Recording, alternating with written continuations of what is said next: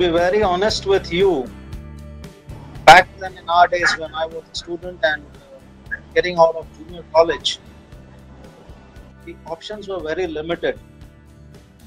If you were a good student, you had only two options: engineering or medicine. If you were average, you had the others like BSc, BCom, and BA. Now, I was very clear in my mind that I will not do medicine because, for whatever reasons, I just couldn't stand biology. So, I had thought of engineering, which was not really, difficult for me to choose. I mean, I had decided that I will do engineering. The next point was, which branch of engineering will I do? I mean, the options were again limited in those days. It was like the conventional engineerings like civil, chemical, mechanical, electrical, and electronics, so to speak. Today you have a variety of choices, you have a variety of branches which have come up over the years. I was very clear in my mind then that I will do mechanical engineering because I had a liking for maybe equipment and vehicles, machines. So that's the reason why I chose to do mechanical engineering.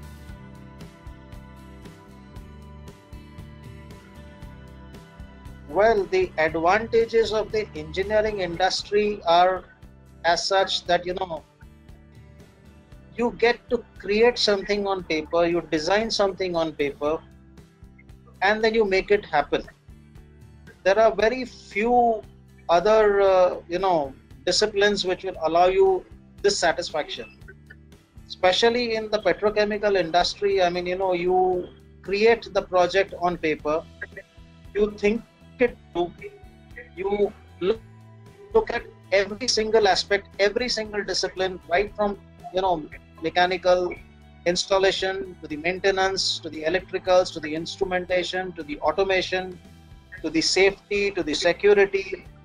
I mean, the gambit is absolutely wide, and you have to be absolutely sure that whatever that you are doing, whatever you're creating or designing on paper will eventually work out and will give the desired result, the return to the management that they are looking for. Because any mistake that you make, the consequences can be absolutely lethal, and you don't really have a second chance. I think it is slowly and steadily changing. Way back when I was doing my engineering, there were hardly any females doing any branch of engineering. At most, you had a few girls, maybe who were doing electronics or electrical engineering. And I can still remember there was only one or two girls in our batch in mechanical, and like people used to look, "Arey, mechanical engineering kar rahi hai, kya karegi aage jaake?"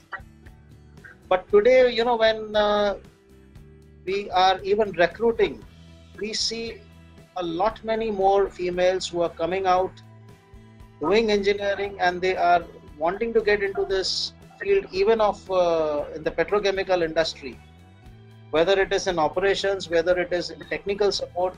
The numbers have increased so much so today. I mean, whenever we are designing any building, any facility, any control room, you have to keep in mind the female population in that facility. So all the facilities that you create in the building have to be conducive to understand that almost 30 to 40% of the population is going to be females.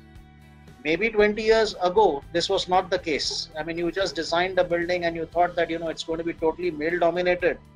And, you designed your building that way. Today it is increasing more so because today there are many more branches of engineering that are available, whether it is IT, whether it is computer science, whether it is, the conventional electrical and electronics. The number of females still in branches like mechanical, etc., are still low. But overall in engineering, I would still say that it has progressed a lot in the last 20 odd years.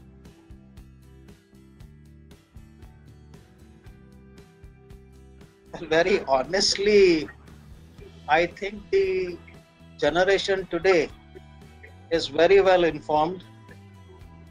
They know what they want, they know how they will get it, and in how much time they will get it. Having said that, I mean, the alumni can definitely play a role, mainly in counseling, because I mean, even today, there are students or there are children who probably are getting into engineering not because they have a passion for engineering, but mainly because there is peer pressure or there is some kind of a social pressure or some kind of a parental pressure. You do your engineering, do your MBA, and after that, your life is set, and so on and so forth. Once they are more or less ready to do engineering, they don't know what branch to choose because they really don't have a clue. The experienced people can at least guide them as to what engineering is all about, what branches are available, what options within each branch are available, and then they allow the student as to what exactly he wants to do. Similarly, once a person has already exercised these options and he is a fresh graduate out of any premier institute, some cases he doesn't really know what he wants to do in life, what kind of job that he should look for, what he's comfortable with, whether whether he should get into marketing, whether he should get into maintenance, whether he should get into service, customer support, so on and so forth.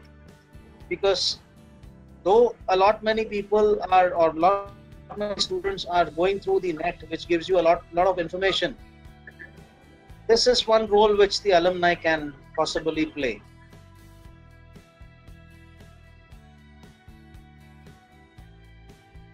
What the institutes can do, basically, today the syllabus in our country is more theory based, and of course our engineering graduates have done wonders all over the world, and our education system is respected in various countries. In fact, I would say that it is respected more in countries outside of India than within India. However, the only change possibly that they can do in order to get more engineers is the selection process itself. I mean, you choose students, choose children who have an aptitude and a desire for engineering, not because they are being forced to do engineering. You have to make it lucrative and enticing for engineers, students to come into this engineering. If a bit more of practical orientation is given in all the branches, much more than what it is right now, wherein people get to see what they are eventually going to do. Also, a lot more participation from the industry will definitely help in getting the right kind of students for this engineering. I think the institutes can really do well over here.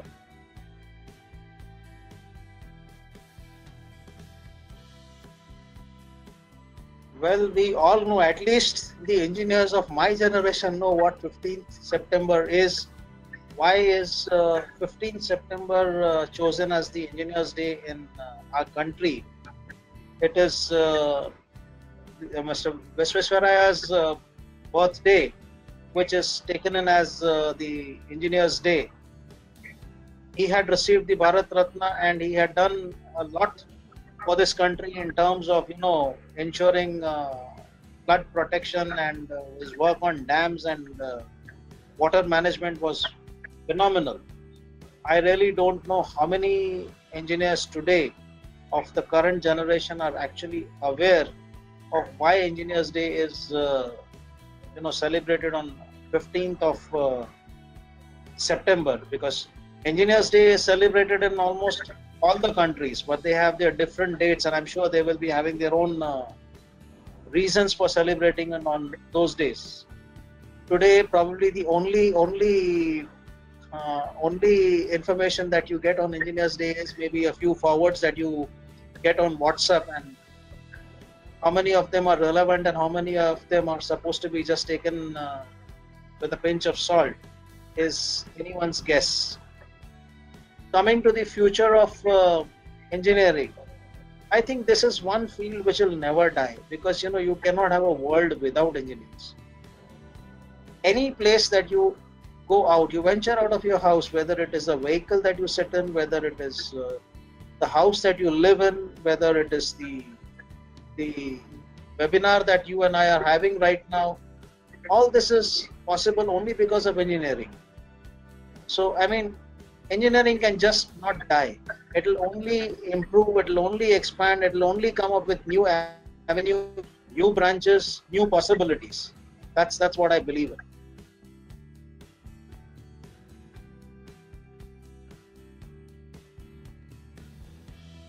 Well, one thing you have to understand is that you cannot wish away competition. Competition was there, competition will be there, and probably only the best will survive, the best will get the most lucrative jobs or the most lucrative opportunities. Having said that, it does not mean that people have to get disheartened. You have to ensure that you are able to identify what inherent strengths you have. Doing a mere engineering and just getting a degree is not enough today. You have to own your skills, you have to add on to your skills, add on to your educational qualifications, be it an MBA or any other professional course which can support you. The options are immense, or too many options are available. You can make a career path in risk management, you can make your career path in quality management, you can make your career path in projects, in maintenance.